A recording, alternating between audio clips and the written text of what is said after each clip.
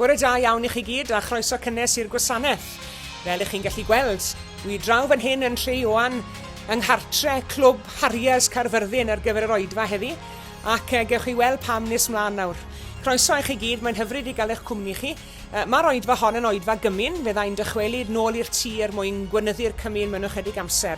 Ac os ych chi'n dymuno rhannu anu yn y cymun, gai ofyn yn gredig i chi i baratoi darn o fara a gwydred o ddiod. Gewch chi gyfle i wneud hynny yn ystod yr emyn cynta, ond cyn yr emyn, gadewch i ni wrando ar eiriau'r salmydd.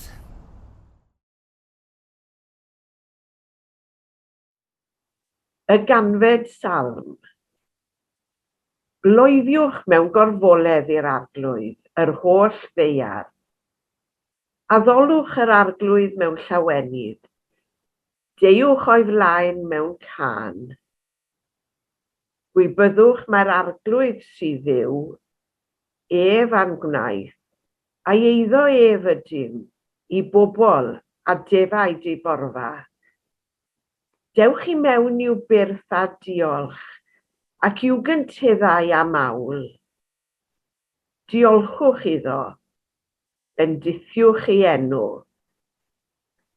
Oherwydd da yw'r arglwydd, yma ei gariad hyd byth, a'i ffyddlondeb hyd genhedlaeth a chenhedlaeth.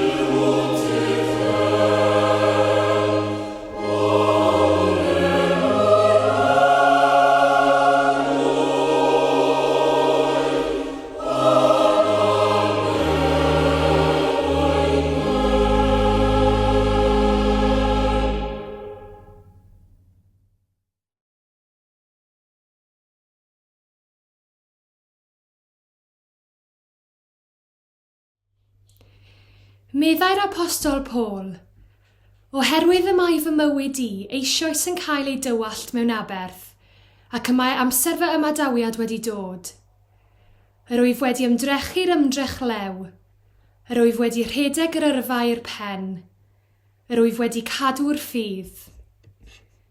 Bellach y mae torch cyfiawnder ar gadw i mi, a bydd yr arglwydd, y barnwr cyfiawn, yn ei chyflwyno hi i mi ar y dydd hwnnw, ac nid i mi yn unig, ond i bawb fydd wedi rhoi ei serch ar ei ymddangosiad ef. Yn y gwrandawiad cyntaf o'm hamddiffyniad, ni safodd neb gyda mi. Aeth pawb am gadael. Peidiau Duw a chyfrif hyn yn ei erbyn. Ond safodd yr arglwydd gyda mi, a rhoddodd nerth i mi, mwyn, trwy o fi, i'r pregethu gael ei gyflawni ac i'r holl genhedloedd gael ei glywed, a chefais fy ngwaredu o enau'r llew. A bydd yr arglwydd eto'n fy ngwaredu i, rhag pob cam. Am dwyn y ddiogel yw deyrnas nefol. Iddo ef y byddo'r gogoniant byth bythoedd. Amen.Wn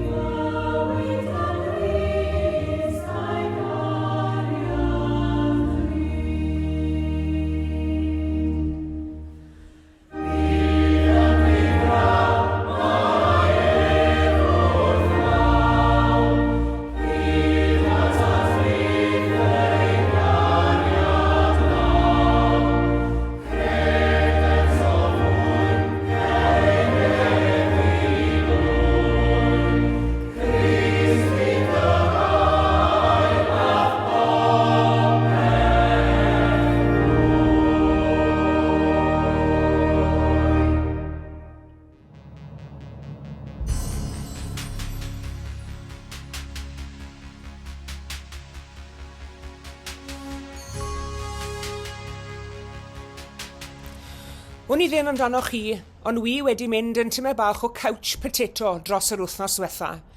A hynny oherwydd bod tro wy'n troi'r teledu mlaen, mae'r gemau Olympaidd o mlaen. A pha gystadleuaeth bynnag sydd ar y sgrin, wy'n cael fy hunan yn syllu arno ac yn ffindo'n anodd iawn gadael y soffa. Nawr oherwydd cyfyngiadau Covid-19, mae'r stadiwm yn Tokyo yn wag o ran cefnogwyr. A hynny yn wahanol iawn i'r hyn y byddai wedi bod nôl yn y flwyddyn 393 oed Crist, pan gynhaliwyd gemau tebyg yn Olympia yng Ngwlad Groeg. Nawr nôl yn y cyfnod hwnnw, fe fyddai'r stadiwm yn llawn, ac fe fyddai pobl ar eu trad, a dyna ystyr y gair stadiwm yn Saesneg yn dyfe, man y sefyll, y stand. Fyddai pobl yn cystadlu'n erbyn i gilydd drwy redeg, a raso cyffile, a bocsio, a reslo, a hefyd yn taflu rhywbeth tebyg i ddisgys. Nawr mae'r gemau wedi datblygu lot erbyn hyn, ac o'n i ddim be fyddai'r hen roegiad yn meddwl am y syniad o gael cystadleuaeth sglefyrfyrddio, skateboarding, yn yr Olympics eleni am y tro cynta. Fyddai cystadlaethau ar gyfer plant yn cael eu cynnal yn y gemau gwreiddiol hefyd, a gwedd grefyddol i'r digwyddiad hefyd. Dim ond dynion oedd yn cael cymryd rhan, cofiwch chi. Oedd hawl gan ferch i farchogaeth y ceffyl buddigol yn lle'r joci os taw hi oedd perchenog y ceffyl. Roedd y gemau Olympig yn yr hen fyd yn un o 4 o gyfres o ddigwyddiadau tebyg. O'n nhw'n arfer cynnal gemau yn Delphi, yn Nemea ac ar gyrion Corinth hefyd. Ges i gyfle yn weld ac Olympia rhai blynyddoedd yn ôl, ac mi roedd hi'n dipyn o wefr cael bod yno a dweud y gwir. Yr unig broblem roedd hi mor boeth, oedd e'n ddigon o ymdrech i ddod un droed o flan y llall i gerdded yn y gres mawr, heb sôn am redeg. Ac efallai bod hynny'n esbonio pam yr oedd cystadleuwyr yn y 14edd ganrif yn rhedeg ynoeth yn y gemau Olympaidd. A falle bod hynny'n esbonio hefyd pam taw gwragedd priod yn unig oedd y hawl i wylio'r gemau, ac nid merched di-briod. Ydy, mae'r gemau wedi datblygu llawer erbyn hyn.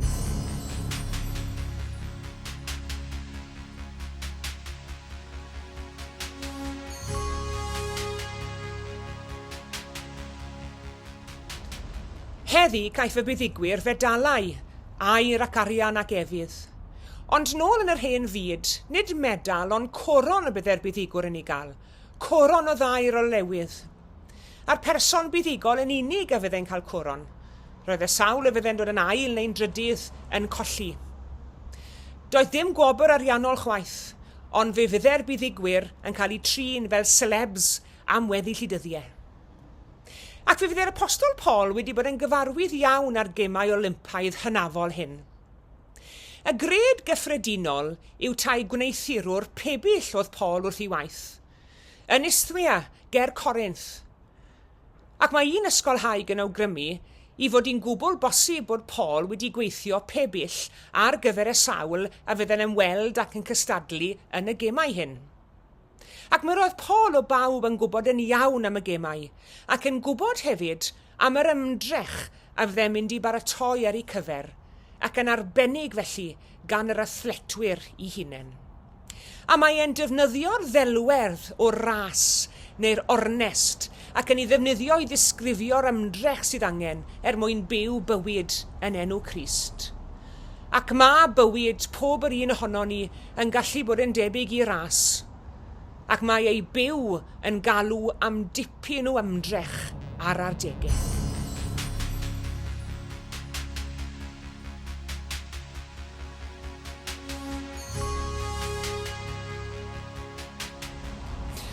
Ond fel yna mae wedi bod eriod wrth ymrwymo i unrhyw achos. Mae galw am gomitment llwyr yn does e. Dyna oedd disgwyliadau Lenin ar gyfer aelodau'r Plaid Gomiwnyddol. Meddwl fe fel hyn, ni fyddwn yn derbyn unrhyw aelod sydd ag amheuon o gwbl. Ni fyddwn yn derbyn neb yn aelod, ond i bai bod yr aelod hwnnw'n weithgar a disgybledig. Mor wahanol oedd disgwyliadau Iesu ar ein cyfer ni yn dyfe. Os mae neb ddod ar fy ôl i, meddai Iesu, cyfoded i groes a chanlun fi. Roedd Iesu'n gwybod yn iawn y bydde bywyd yn ei gwmni ef yn gyfnod o ymdrech ac ymarfer caled mwyn i ddilyn e'n ffyddlon. Dyna'r union beth a ddywedodd yr apostol Paul wrth i fab yn y ffydd Timotheus ifanc. Cadw ddisgyblaeth arna ti dy hun, goddef galedi. Mae'n dipyn o ymdrech ac mae angen nerth yn does. Dietrich Bonhoeffer, y merthyr Cristnogol sgrifennodd rywdro. Mae Iesu nid yn unig yn gwneud pobl yn dda, ond mae hefyd yn gwneud pobl yn gryf. Ac mae Paul ei hun yn tystio i hyn yn ei lythyr ffarwel i Timotheus. A roedd wedi ymdrechu'r ymdrech deg, medde fe. A roedd wedi rhedeg yr yrfa i'r pen. A roedd wedi cadw'r ffydd. Ac mae e'n annog Timotheus i ail gynnau'r ysfa a'r anger sydd ynddo fe tuag at waith yr arglwydd. Mwyn parhau ei waith ac mwyn dal ati gan taw hynny i wyn yn nodweddion arweinydd Cristnogol. Paid a bod â chywilydd yr Efengil, paid a bod â chywilydd dy bod yn tystio i Dduw, medde Paul wrtho fe. Paid a gymddiheirio dros dy ffydd. A chi'n gwybod beth, i ni mor ddihyder a swyl wrth i ni siarad am ein ffydd yn dyn ni. I ni bron a bod yn ymddiheirio dros yr Efengil ar adegau. Siarad am Dduw, neu siarad am weddi, neu hyd yn oed siarad am gapel mewn cwmni. Na beth yw real conversation killer ar adegau yn dy fe. Mae eisiau hyder yno chi, medde Paul. Mae gen i'm Efengil i fod yn brewd ohoni, ac nid yn swyl amdani.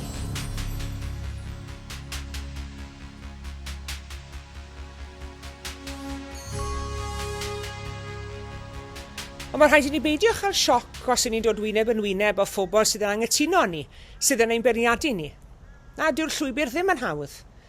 Ond i ddiwedodd Iesu i'w ddisgyblion, Rwyf yn eich anfon allan fel defaid i blith bleiddied. Wel, na chi hysbys da, dy fe.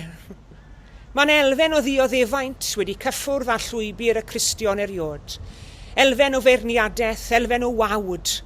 Yr union bethau a ddioddefodd yr arglwydd Iesu a mwy. O'n i'n darllen pwy ddydd am ŵr ifanc a fagwyd yn Fwslim, ond y drodd at y ffydd Gristnogol. A'r hyn a ddenodd at Gristnogaeth oedd y cysyniad yma fod Iesu wedi dioddau a marw drosto a throso ni.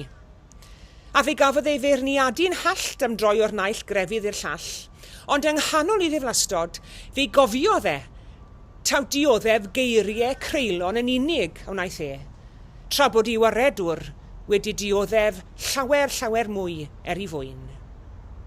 Nad yw'r llwybr Cristnogol ddim wastad yn hawdd i'w gerdded, ond o'i gerdded yn wrol ac yn ffyddlon, gan gadw'n golwg ar Iesu, awdur a pherffeithydd ein ffydd, fe brofwn ar ei hyd, fendithion lu, fe brofwn lawenydd, ac fe brofwn dangnefedd hefyd. A hynny yn enw'r un buddigol, a wisgodd nid goron o ddail o lewydd, na medal o amgylch i wddf, ond coron o ddraen, gan ennill y fuddigoliaeth fwyaf eriod, sef concro marwolaeth a'r beth. O Dduw, rhonerth a gras i ni frwydro bob dydd, a chryfhau ein ffydd, Crist yw ei nerth i gario'r dydd.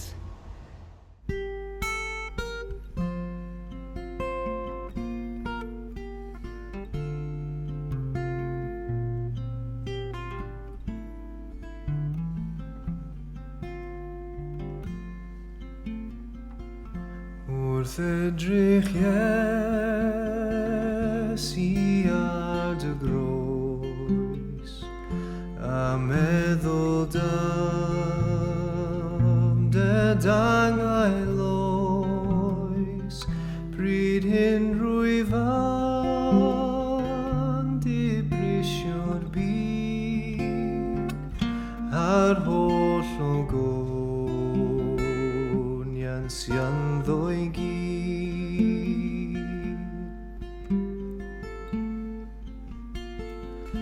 Na ddim ymddiried tra bwyf byw, ond yn dy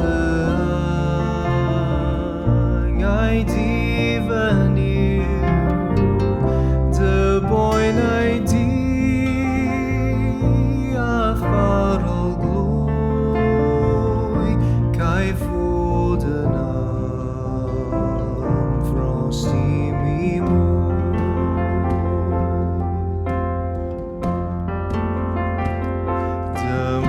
Lle'r ydwydd ar brynhawn, rasus a'i disgleirion llawn, mil o'r unweddau yn gytun, yn prynu'r gwrdd giliedig ddyn.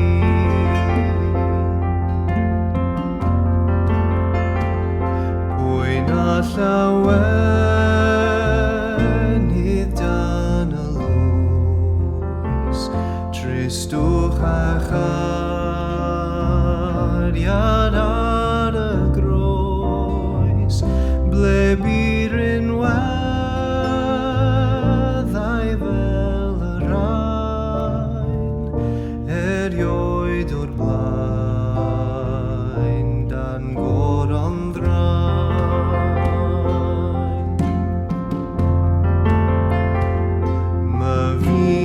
Berth a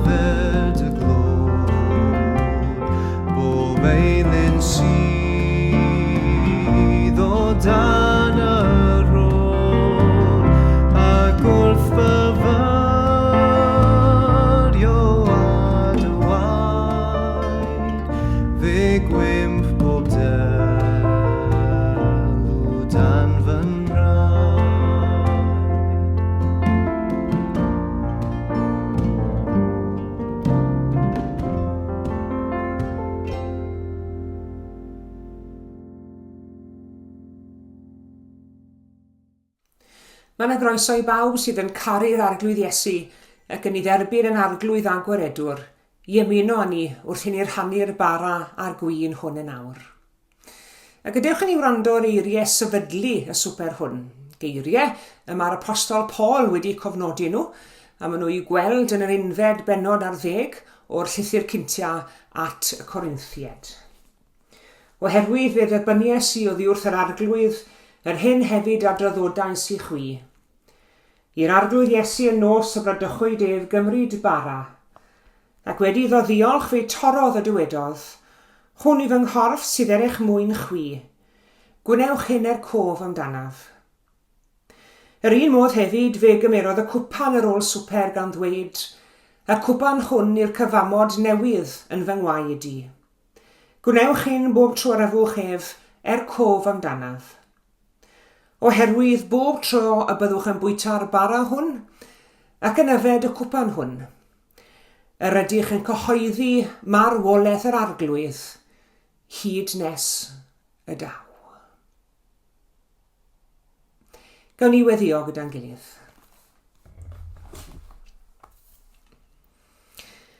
Ein tad yr hwnnwyt yn y nefoedd, Dyw a thad ein harglwydd a'n gwaredwr Iesu Grist, a Dyw bob yr un ohono ni sydd wedi troi mewn i'r oedfa hon y bore yma.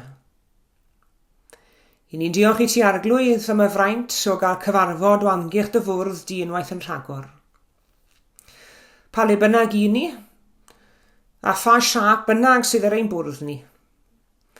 Diolch i ti fod y bara a'r gwin, yr elfennau naturiol hyn sydd i'n ffydd ni yn arwyddion gweladwy o gorff Iesu a ddrylliwyd yr ein mwyn, ac o waed Iesu a rhedodd yr ein mwyn. Bod yr elfennau naturiol hyn i ni yn troi pa fwrdd bynnag yn fwrdd yr arglwydd. Helpa ni felly arglwydd i nesau at y fwrdd di yn yr ysbryd iawn. I nesau at y fwrdd di'n ddisgwylgar, ond i nesau at y fwrdd di hefyd yn ostfengedig, gan gofio bob amser mae dy fwrdd di yw'r bwrdd hwn, ac nid ein bwrdd ni. Cyfeiria'n caloni a'n meddyliau ni tuag at galfaria nawr o dad. Ac fe gofio ni am yr hyn a ddioddefodd Iesu droso ni. Y ring a'r boen a'r bicell fain a'r goron ddrain. A'r cwbl yn fodd i'n hatgoffa ni o'r newydd ac mae angen ein hatgoffa ni drwy'r amser arglwydd pa mor ddrud i ti oedd cadw'r byd. A chadw'r byd arglwydd yw dy freuddwyd a dy weledigaeth di. Ond wrth i ni edrych ar gyflwr ein byd ni heddi arglwydd, mi rydyn ni yn gofidio ac yn cael ein hysgwyd i'r byw ar adegau o sylweddoli'r pethau sydd yn digwydd yn ein byd ni. Y trychinebau naturiol, daeargrynfeydd a chorwyntoedd a llifogydd, a phawb sydd yn dioddef o'r trychinebau naturiol hynny. Ond y trychinebau eraill sydd yn ein byd ni hefyd, arwyddion o gasinau pobl tuag at i brodi'r chwiorydd yng Nghrist ac mae hynny arglwydd yn ein hysgwyd ni'r byw. Pan ni'n gweld delweddur ein setiau teledu ni o ormes ac o drais ac o ryfela. O dad, rho ras i ni gyd i fyw gyda'n gilydd yn y byd yma, ac i barchu'n gilydd. Ac fe weddio ni a bydd efengil di arglwydd, efengil tangnefedd yn cyrwydd a bob cwr o'n byd ni. Efengil tangnefedd o rhed dros y byd, a deled y bobloedd i fflewyr chi gyd. Fel na fyddo mwyach, na dial, na phoen, na chariad at ryfel, ond ryfel yr oen. Fe gofiwn ni am yr oen yn awr arglwydd, yr oen di'n am a fi farw droso ni. Bendithia'r wledd hon felly o dad nefol, a phob un ohono ni sydd yn cyfranogi ohoni. Maddau ni hefyd arglwydd bod bai a phechod yn derbyn di. Mae eisiau dy fyddeiant di arno ni bob un. Beth yw myddeiant ond mynd trwy'r draen at hen elin meddai Waldo gynt. Mae hynny'n awgrymu o dad nad rhywbeth siwgyraidd a meddal a llipawd y fyddeiant di, ond rhywbeth a gostiodd yn ddychrynllid o ddrud i ti. Ac fe gofiwn ni am y gost honno nawr o dad, wrth i ni gymryd y bara'r gwyn hwn, a meddwl am Iesu ar ei groes. Clywai'n gweddi felly o Dad, yn enw Iesu Grist, yr hwn ar droes y groes o'n orsedd, a'r draen yn goron, ac i ti o Dduw Dad, yn Dad, Mab ac Ysbryd Glân, a bo'r clod a'r gogoniant o'r awr hon ac hyd yn oes oesoedd. Ein Tad yr hwnnwyd sy'n y nefoedd, sancteiddiau'r denw, deled y deyrnas, gwneler dy wyllus, megis yn y nef, felly ar y ddeiar hefyd. Dyroi ni heddiw ei bara bainyddiol, a maddau i ni ein dyledion, fel y myddeiwn unna i'n dyledwyr. Ac nag arwain ni brofedigaeth, eithir gwared ni rhag drwg. Can nes eiddo ti yw'r deyrnas, a'r nerth, a'r gogoniant, yn oes oesoedd. Amen.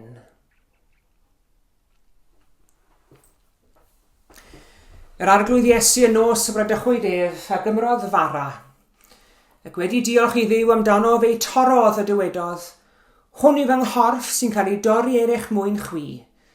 Cymerwch bwytewch, gwnewch hyn cof amdana i.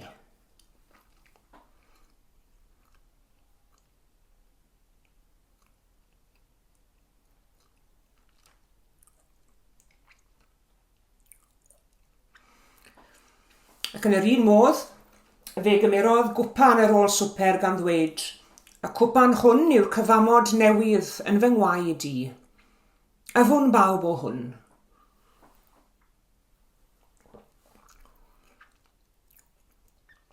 Oherwydd bob tro byddwch yn bwyta'r bara hwn ac yn yfed o'r cwpan hwn, rydych yn cyhoeddi marwolaeth yr arglwydd, hyd nes y daw.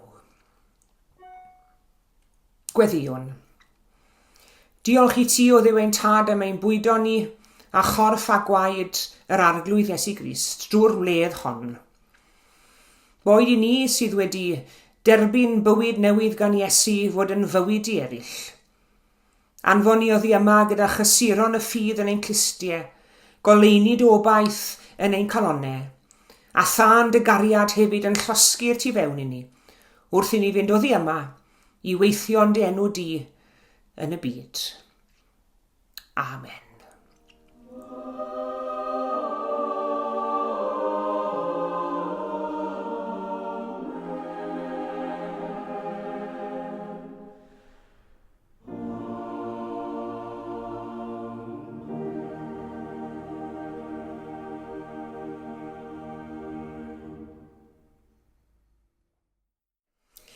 Diolch yn fawr iawn i chi gyd am eich cwmni heddi. Diolch arbennig i John ac i Elin am gymryd rhan yn yr oedfa. Ymunwch â ni eto y Sul nesaf am 10 o'r gloch. Yn y cyfamser, cadwch yn ddiogel ac yn iach, a gras ein harglwydd Iesu Grist a chariad Duw, a chymdeithas yr Ysbryd Glân, a fyddo gyda ni oll. Amen.